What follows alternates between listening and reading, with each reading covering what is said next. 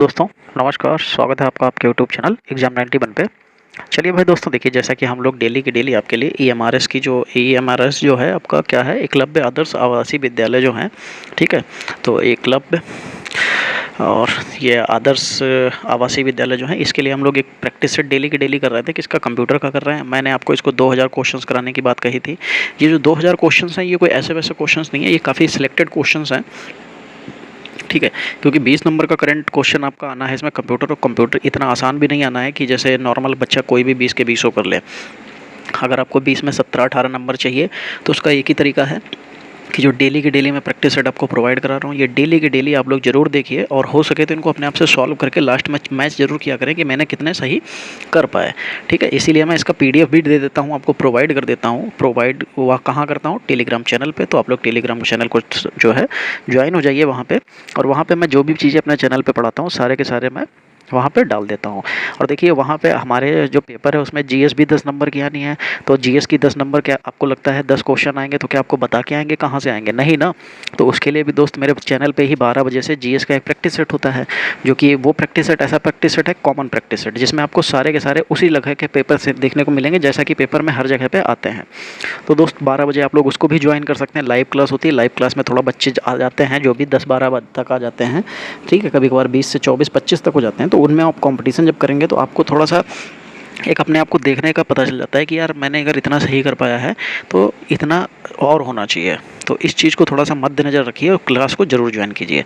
चलिए अब class start करते हैं। पहला क्वेश्चन क्या लिखा हुआ है कि मेनू में कट, कॉपी और पेस्ट करने के लिए क्या चयन करना चाहिए? फाइल का चयन करना चाहिए, टूल, स्पेशल या एडिटिंग का?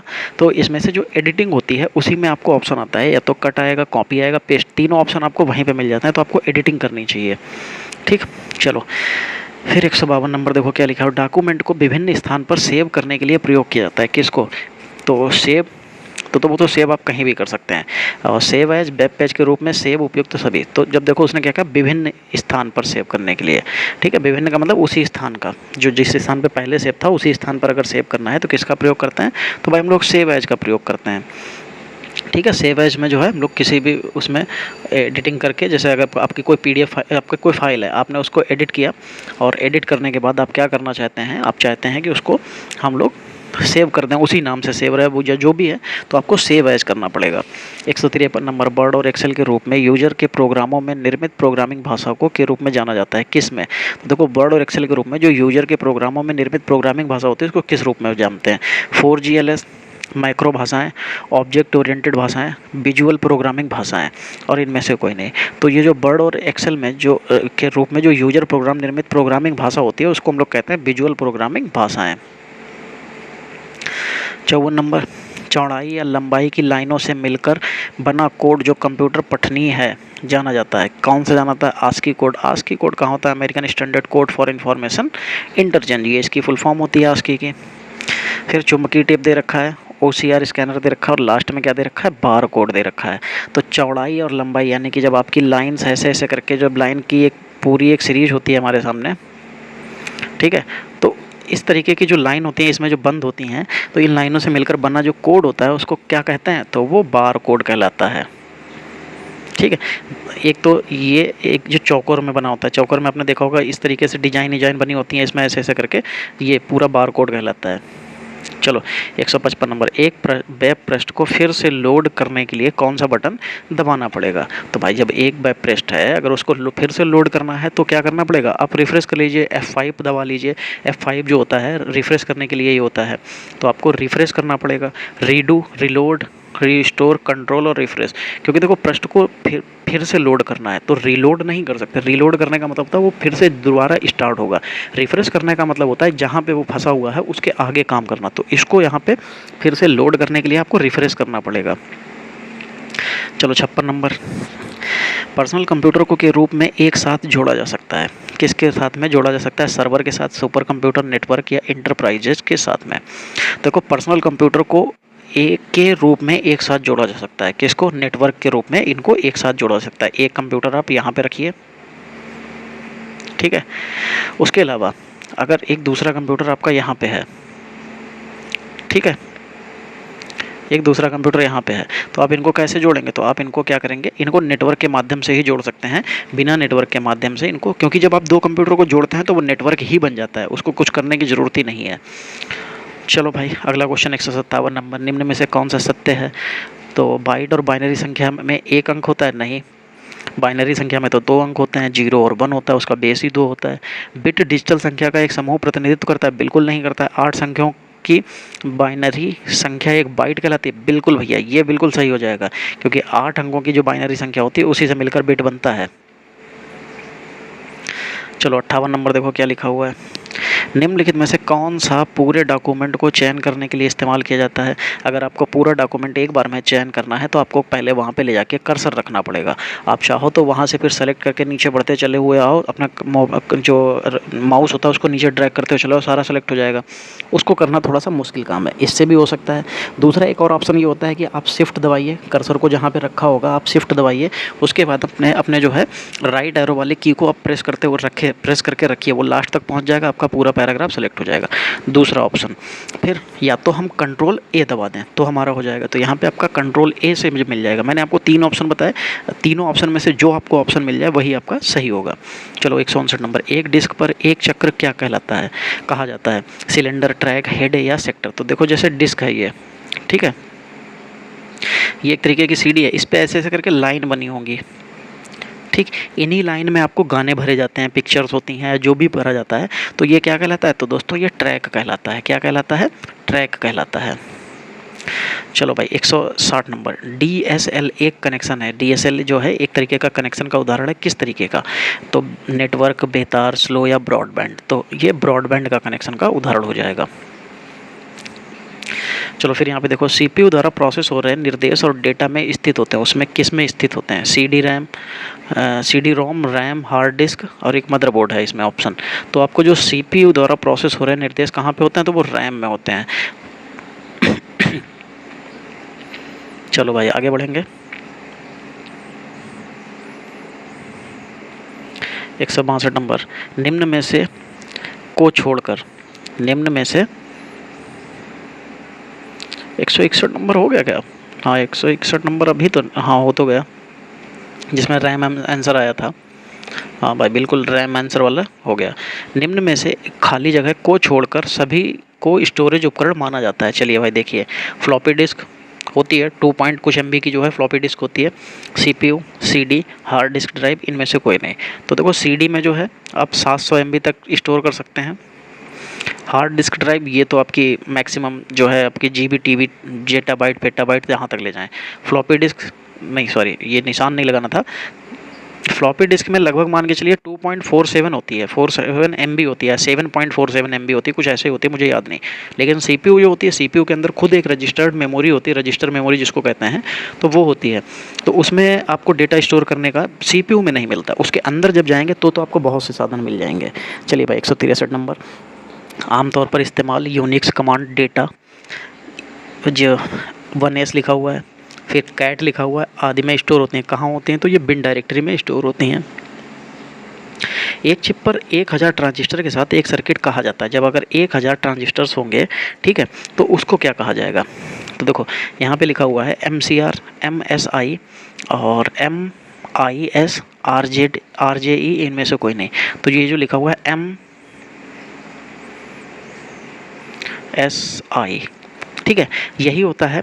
ये जो आपको 1000 ट्रांजिस्टर, 100 ट्रांजिस्टर जब एक सर्किट बनाते हैं तो उसको MSI कहते हैं।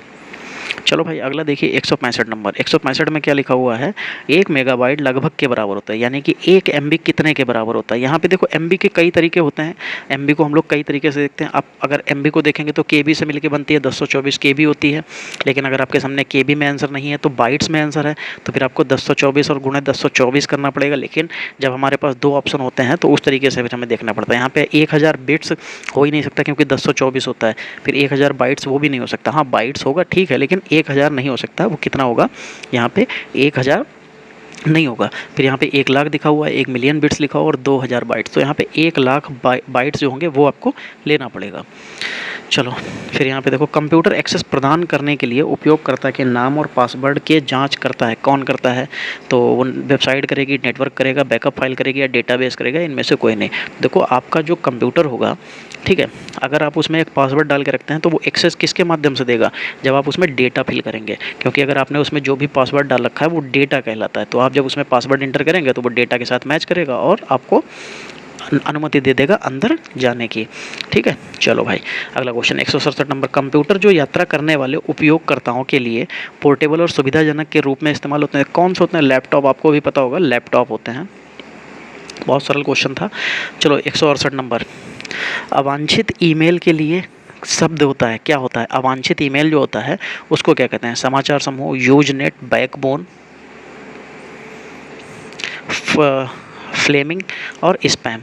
तो देखो ये क्या कहलाता है? जो अवांछित ईमेल होते हैं जिनको आप नहीं चाहते हैं तो वो क्या होते हैं? ईमेल, सॉरी स्पैम कहलाते हैं। जो कि आपके अपने जीमेल में भी देखा होगा, स्पैम नाम का एक फ़ोल्डर होता है, तो वो सारे के सारे उसी में चले जाते हैं। चलो 169 नंबर, खाली जगह, कंप्यूटर को बताता है कि उसके उपकरणों का प्रयोग कैसे करें। कौन बताता है? यूटिलिटी बताता है, नेटवर्क बताता है, ऑपरेटिंग सिस्टम बताता है, एप्लीकेशन प्रोग्राम बताता है, इनमें से कोई नहीं। देखो एक यूटिलिटी सॉफ्टवेयर होते हैं, ठीक है,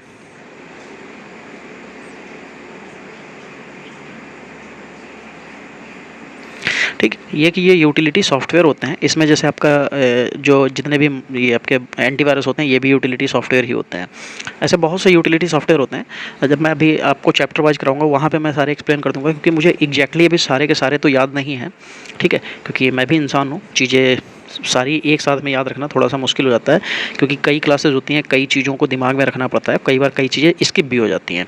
ठीक है, चलो तो यूटिलिटी सॉफ्टवेयर होता है, नेटवर्क है, कंप्यूटर को बताता है कि उसके उपकरण का उपयोग कैसे करें, तो वो आपको बताता है ऑपरेटिंग सिस्टम, क्योंकि वही सारी चीज़ें ऑपरेट करता है, तो ऑपरेटिंग सिस्टम हो जाएगा। 170 नंबर देखिए क्या हो जाएगा, लिखा हुआ है एक ईमेल भेजते समय लाइन संदेश की कंटेंट का वर्णन करता है। कौन करता है? टू, सब्जेक्ट, कंटेंट, सीसी और इनमें से कोई नहीं। अगर ईमेल भेजते समय आपका सब्जेक्ट अगर गड़बड़ होगा तो ईमेल जहां भेज रहे हैं वहां पहुंचेगा ही नहीं, तो इसलिए ईमेल भेजते समय जो सब्जेक्ट लाइन संदेश की कंटेंट का वर्णन करता है। चलो भाई 171 नंबर देखो क्या लिखा हुआ है, कुंजी स्टार्ट बटन का लॉन्च करती है। जो कुंजी है स्टार्ट बटन का लॉन्च करती है, कौन सी कुंजी?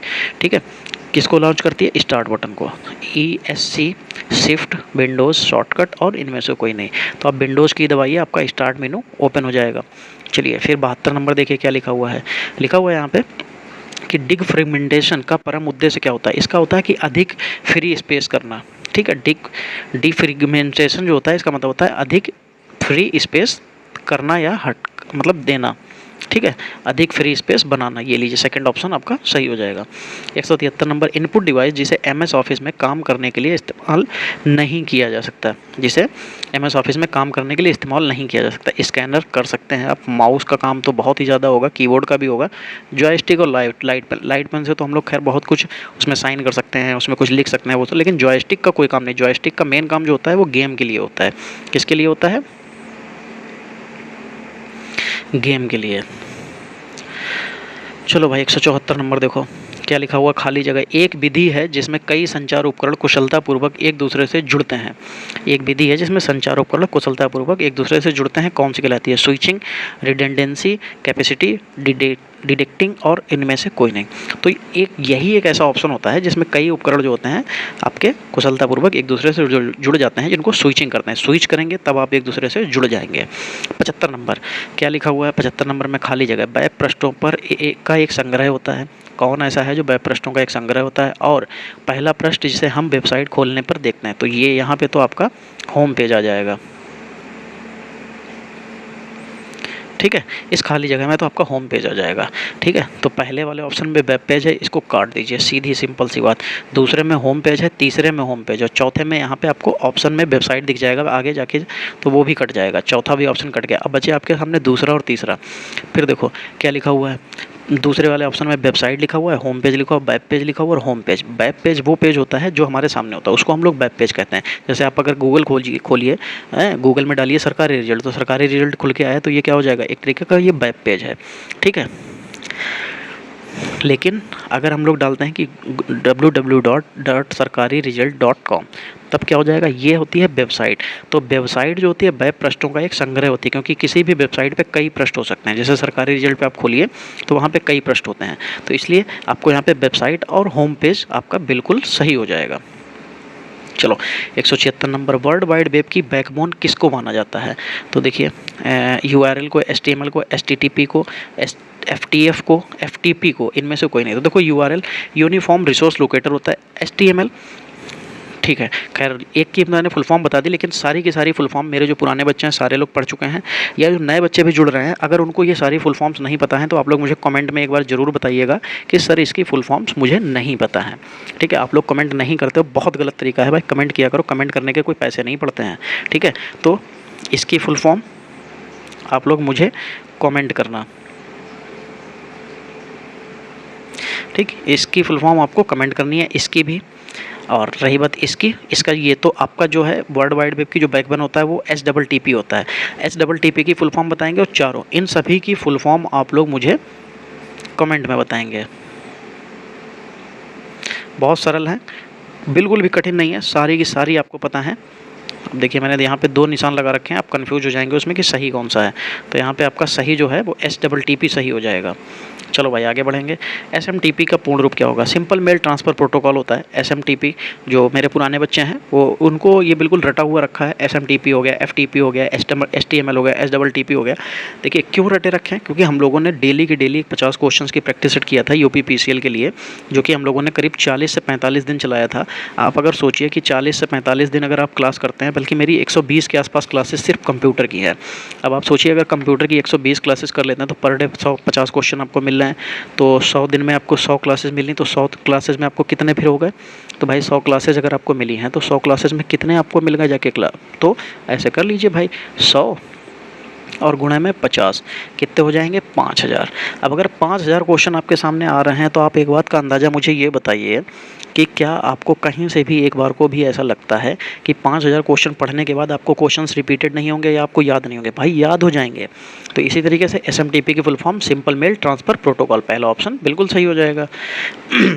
चलो इसको हटा देते हैं, इसका कोई मतलब नहीं है यहाँ पे। चलो फिर आगे देखो 78 नंबर, छोटे एप्लीकेशन प्रोग्राम जो वेब पेज पर रन होते हैं और एनिमेशन प्रदान करते हैं के रूप में जाने जाते हैं, जिनको फ्लैश, स्पाइडर, कुकीज़, एप्लेट या इनमें से कोई नहीं। तो ये फ्लैश कहलाते हैं। यही जो है फ्लैश फाइल्स जो होती हैं, यही हमारे फाइल्स को जो है एक कह सकते हैं एनिमेशन का रूप देती हैं। 179 देखो, कंपाइलर के द्वारा निकाली हुई एरर को के रूप में जाना जाता है। किसके रूप में जाना जाता है? चलो भाई देखते हैं। सिंटेक्स एरर, अर्थ एरर, लॉजिक एरर और प्रणाली एरर। नहीं भाई, इनको सबको सिंटेक्स एरर जानते हैं, जो हमारे कंपाइलर के द्वारा गलतियां ढूंढी जाती हैं उनको। ठीक, चलो 180 नंबर, खाली जगह में विशिष्ट नियम और शब्द होते हैं जो एल्गोरिदम के लॉजिक स्टेप व्यक्त होते हैं।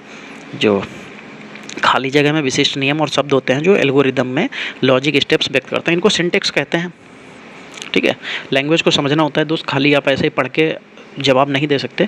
क्योंकि देखिए कंप्यूटर एक ऐसी चीज़ होती है, देखिए पढ़ाने को तो बहुत से लोग आपको ऐसे भी मिलेंगे जो क्या करेंगे कि आपके सामने क्वेश्चन लेके आएंगे, लेकिन उसके आंसर्स आपके सामने उनकी स्क्रीन पे चल रहे होते हैं, या उनके सामने एक टीवी लगी होती है वहाँ पे चल रहे होते हैं। यूट्यूब पे ज़्यादातर ऐसे ही पढ़ाया जाता है। बट दोस्त मैं इतना कहूँगा, देखिए कंप्यूटर मेरा फेवरेट सब्जेक्ट है, मैथ मेरा फेवरेट, मैथ पे तो मैं मान लीजिए मैथ में तो मतलब मुझे आती है, मुझे पढ़ना पसंद है, पढ़ाना पसंद है। कंप्यूटर का ऐसा है, मैंने कोई कोर्स नहीं कर रखा, SSC के अलावा मेरे पास और कोई भी कोर्स नहीं है।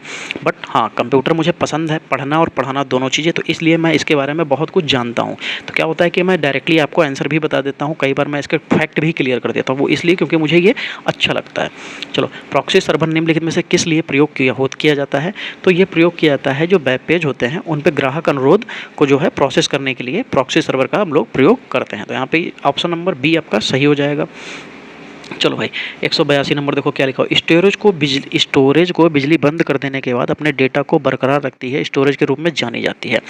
ऐसी कौन सी स्टोरेज है जो अगर लाइट चली जाए तो वो भी फिर भी उसके अंदर जो है स्टोरेज कभी ख़त्म नहीं होती? तो देखो, एक होती है वोलेटाइल, एक होती है नॉन वोलेटाइल। तो वोलेटाइल मेमोरी जो होती है, लाइट जाने पर डेटा ख़त्म, लाइट जाने पर डाटा ख़त्म। और अगर नॉन वोलेटाइल है तो डाटा लाइट चली जाए चाहे कुछ भी चली जाए वो आपकी उसमें बनी रहती है, डेटा कभी ख़त्म नहीं होता। 83 नंबर, कौन टर्म जो पूरी साइट के मुख्य पृष्ठ को अनआइडेंटिफाई करता है?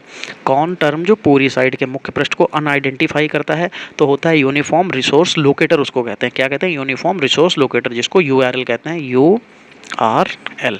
यही होता है। ये अगर लोकेटर जो है ना हो तो आप पूरी वेबसाइट का जो है मुख्य पृष्ठ को आइडेंटिफाई नहीं कर सकते हैं। ठीक है, चलो 84 नंबर देखो क्या लिखा हुआ है। एक डॉक्यूमेंट की हार्ड कॉपी होती है, एक डॉक्यूमेंट की जो है हार्ड कॉपी क्या होगी? हार्ड डिस्क में संग्रहित होगी, फ्लॉपी डिस्क में स्टोर्ड होगी, सीडी में स्टोर्ड होगी, प्रिंट पर मुद्रित होगी। प्रिंटर आपको क्या करता है? प्रिंटर आपके इनपुट को क्या करता है? वो आउटपुट में देता है, लेकिन किसके? हार्ड कॉपी के रूप में। तो यहाँ पे एक डॉक्यूमेंट की हार्ड कॉपी क्या होगी? प्रिंट पर मुद्रित होती है। ठीक, चलो अगले क्वेश्चन की तरफ चलते हैं। क्या लिखा हुआ है?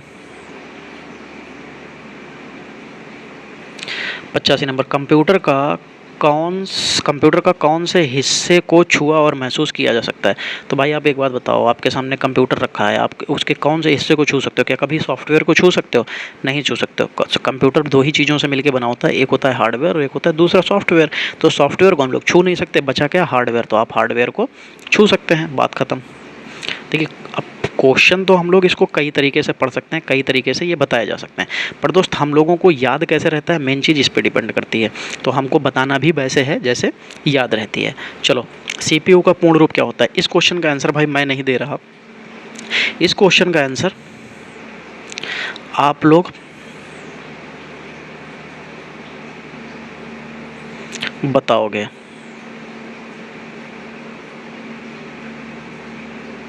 ठीक है, इस क्वेश्चन का आंसर आप लोग बताओगे कमेंट में। चलो, बहुत सरल क्वेश्चन है इसलिए मैंने नहीं बताया, चाहता तो मैं बता सकता था, लेकिन यार इतने क्वेश्चन सरल होंगे तो फिर इसका जवाब तो आप लोगों को देना बनता है। चलो 187 नंबर देखो क्या हो जाएगा। कंप्यूटर को प्रारंभ या पुनः प्रारंभ के रूप में जाना जाता है, किसके रूप में? एक्सिट, किक बूट या किक स्टार्ट, या इनमें से कोई नहीं। तो देखो, चाहे आप कंप्यूटर को स्टार्ट करो चाहे आप रीस्टार्ट करो, उसको वो क्या करेगा? वो बूट तो करेगा ही, तो उसको बूट के रूप में जानते हैं। चलो, एक्सेल में एक फंक्शन कैटेगरी नहीं है, कौन सी फंक्शन कैटेगरी नहीं है? लॉजिकल, डेटा सीरीज, फिनेंशियल और टेक्स्ट, और इनमें से कोई नहीं। तो देखो, एक्सेल में एक फंक्शन कैटेगरी कौन सी नहीं है? तो लॉजिकल की, इसमें कोई भी फंक्शन कैटेगरी नहीं है। चलो भाई, फिर यहाँ पे देखो क्या लिखा हुआ है। 89 में क्या लिखा हुआ है? ऑपरेटिंग सिस्टम जो एक डिवाइस में निहित होता है रोम में रहता है। ऑपरेटिंग सिस्टम जो एक डिवाइस में निहित होता है रोम में रहता है। Batch operating system, real time operating system, embedded operating system, multi operating system, या इनमें से कोई नहीं। तो ये एम्बेडेड ऑपरेटिंग सिस्टम होता है, जो कि ऑपरेटिंग सिस्टम को एक डिवाइस में निहित होता है, रोम में रहता है, इसको एम्बेडेड ऑपरेटिंग सिस्टम कहते हैं। चलो 190 नंबर, बूट के लिए सक्षम होने के लिए कंप्यूटर में आवश्यक होना चाहिए, क्या होना चाहिए? तो भाई देखो, कंपाइलर होना चाहिए, लोड होना चाहिए, ऑपरेटिंग सिस्टम होना चाहिए, असेंबलर होना चाहिए, इनमें से कोई नहीं। तो देखो, बूट होने के लिए मैं अगर सच्ची बताऊं तो बूट होने के लिए कई चीज़ें ज़रूरत होती हैं। एक तो आपको रैम की ज़रूरत होती है, बिना रैम के आप बूट नहीं करा सकते हैं, आपका कंप्यूटर ही ऑन नहीं होगा। ठीक, दूसरा आपका बायोस होना चाहिए, बायोस अगर नहीं है तो आपका कंप्यूटर बूट ही नहीं करेगा। फिर आप ये सब किसके अंतर्गत आ जाते हैं? तो ये भाई ऑपरेटिंग सिस्टम के अंतर्गत आ जाते हैं। अगर रैम तो वैसे आपका जो है हार्डवेयर के रूप में देखा जाता है, लेकिन फिर भी अगर आपको सीपीयू को कंप्लीट करना है, ऑपरेटिंग सिस्टम को कंप्लीट करना है, तो आपको रैम, बायोस, ये सब कंप्लीट होने चाहिए। चलो भाई 191 नंबर, तो यहाँ पे देखो, ऑनलाइन रियल टाइम में लोकप्रिय हुए, जैसे ऑनलाइन चीज़ें करना या रियल टाइम जो सिस्टम था वो किस में हुआ था? तो ये तीसरी पीढ़ी में आए थे।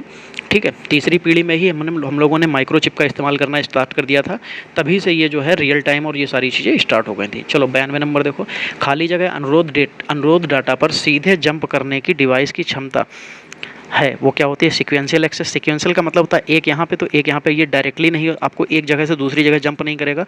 इसका एक सीक्वेंस होगा कि 10 के बाद या 20 के बाद 50 के बाद, जिसके बाद वो सीक्वेंस होगा उसी के बाद वो अपना पैटर्न चालू करता है। फिर आता है रैंडम एक्सेस। रैंडम एक्सेस जो होता है वो जंप करने के लिए बिल्कुल सही है। कोई अभी यहाँ पे है, मान लो ये 10 पे है, अब वो एकदम से अचानक से 50 पे पहुँच जाए, फिर वो मालूम वो अचानक से 51 पे रह जाए, फिर मालूम वो अचानक से 75 पे पहुँच जाए। तो इस तरीके से क्या होता है, ये रैंडम एक्सेस जो है ये काम करेगा। चलो फिर आगे बढ़ेंगे। 93 नंबर, आपके द्वारा संपादित किए गए पिछले 4 प्रश्नों के बीच स्विच करने के लिए आप किस चीज़ का इस्तेमाल करेंगे। देखो यहाँ पे Alt plus control plus Z दे रखा है, तो फिर आप क्योंकि अंडू करना है, क्योंकि पिछले दोनों के 4 जो क्वेश्चन होंगे उनके बीच में स्विच करना है, तो Alt तो आपको लेना ही पड़ेगा, और कंट्रोल जेड का मतलब क्या होता है, अंडू होता है। तो यहाँ पे आपका पहला ही सही हो जाएगा। बाकी बाई वाला कंट्रोल, एक बात समझिए, आपको पीछे जाके स्विच करना है तो पीछे जाएंगे तो कंट्रोल जेड, आगे जाना है तो कंट्रोल बाई, बस इतना याद रखना है।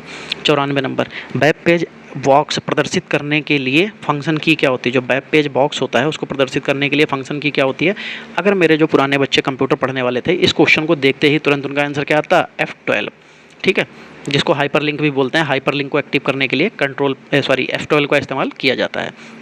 95 नंबर, डिस्क पर डेटा एक्सेस करना टेप पर डेटा एक्सेस करने की तुलना में काफ़ी क्या होता है, धीमा होता है, तेज होता है, समान होता है, उपयुक्त में से कोई नहीं। देखो डिस्क पर डेटा एक्सेस करना टेप पर डेटा एक्सेस करने की तुलना में काफ़ी धीमा होता है, ठीक है। टेप पर जो डेटा होता है काफ़ी तेज चलता है।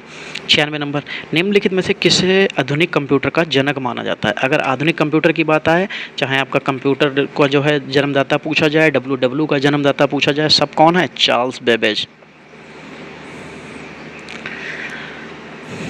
चलो 97 नंबर में क्या लिखा हुआ है, सुपर स्क्रिप्ट, सब स्क्रिप्ट, आउटलाइन, एम्बॉक्स, एंग्रेवको के रूप में जाना जाता है। अगर भाई ये सारी चीज़ें आपको देखनी है तो आप लोगों को सुपर स्क्रिप्ट और ये सारी चीज़ें कहाँ देखनी पड़ेंगे। तो पहले तो आपको देखो, ये तो हर जगह पे जहाँ पे भी आप मैसेज लिखेंगे, टाइप करेंगे, ये सारी चीज़ें करेंगे, वहाँ पर तो आपको ये देखने को मिलेगा, सुपर स्क्रिप्ट, सब स्क्रिप्ट, आउटलाइन और एम्बॉस, एंग्रेव। तो ये होती हैं फॉन्ट इफेक्ट में, ये सब आपको फॉन्ट इफेक्ट में मिलेंगे। आप जहाँ भी टाइपिंग करेंगे, चाहे आपका वो नोट पैड हो, चाहे वर्ड पैड हो, चाहे MS ऑफिस हो, कुछ भी हो, आपको हर जगह देखने को मिलेगा। चलो 98 नंबर, UPS का उद्देश्य क्या होता है। स्टोरेज के लिए यूज करना, बिल्कुल भी नहीं, क्योंकि अनइंटरप्टेड पावर सप्लाई होता है वो, ठीक है। UPS की full form uninterrupted power supply होता है, क्योंकि जब आपकी लाइट चली जाती है तो कुछ देर के लिए आपको डेटा स्टोर करने के लिए वो लाइट का बैकअप देता है, तो इसलिए अनइंटरप्टेड पावर सप्लाई इसको कहा जाता है, ठीक है। जब पावर देगा तो सिंपल सी बात है, बैकअप पावर प्रदान करेगा वो। चलो भाई 99 नंबर, डॉक्यूमेंट को में परिवर्तित कर वेब पर प्रदर्शित किया जा सकता है। कैसी फाइल को बनाकर आपको वेब पर प्रदर्शित किया जा सकता है। तो देखो यहाँ पे .doc फाइल है, HTTP फाइल है, मशीनी भाषा है HTML। तो HTML फाइल आप बना लीजिए, हाइपर टेक्स्ट मार्कअप लैंग्वेज में बना लीजिए, आप डॉक्यूमेंट को वेब पेज पर प्रदर्शित कर सकते हैं। चलिए एक लास्ट क्वेश्चन देखते हैं क्या है। किसी ऑब्जेक्ट या टेक्स्ट को मूव कराने के लिए माउस बटन को पकड़ के रखना कहा जाता है क्या, मूविंग, ड्रैगिंग, ड्रॉपिंग, और इनमें से कोई नहीं। अच्छा, चौथा ऑप्शन ही नहीं है। चलो हाईलाइटिंग है, चौथा ऑप्शन क्या हो जाएगा, हाईलाइटिंग, ठीक है। खैर, जब किसी ऑब्जेक्ट को या टेक्स्ट को मूव कराने के लिए माउस बटन को पकड़ के रखना जो होता है उसको ड्रैग, क्योंकि आप एक हाथ से माउस की जो हमारी जो लेफ्ट बटन होती है उसको प्रेस करके रखते हैं, उसको पकड़ के रखते हैं, और फिर माउस से जहां उसको ले जाना है तो माउस को क्या करते हैं, ड्रैग करते हैं, तो इसको ड्रैगिंग कहते हैं, ठीक है, इसको ड्रैगिंग कहते हैं। चलो भाई दोस्तों, तो फिर आज के जो हमारे क्वेश्चन थे पूरे टोटल 50 के 50 आज ख़त्म होते हैं। अगर आपको ये सेशन अच्छा लगा है तो वीडियो को भाई लाइक और शेयर ज़रूर कर दें। अगर आपको ये वीडियो पसंद आया है, अगर आपको लगता है कि ऐसे ही आपको और कंटिन्यू होना चाहिए डेली के डेली, तो भाई चैनल को सब्सक्राइब जरूर कर लें। हम लोग डेली एक लाइव क्लास लेके आते हैं, उस लाइव क्लास के माध्यम से आप, मुझे ये पता है हॉस्टल बॉर्डर में आप 18 से क्वेश्चन 20 में 18 क्वेश्चन सही कर पाओगे, ठीक है दोस्तों। तो चलो आज की क्लास को यहीं पर समाप्त करेंगे, मिलेंगे अगली क्लास में, तब तक के लिए जय हिंद।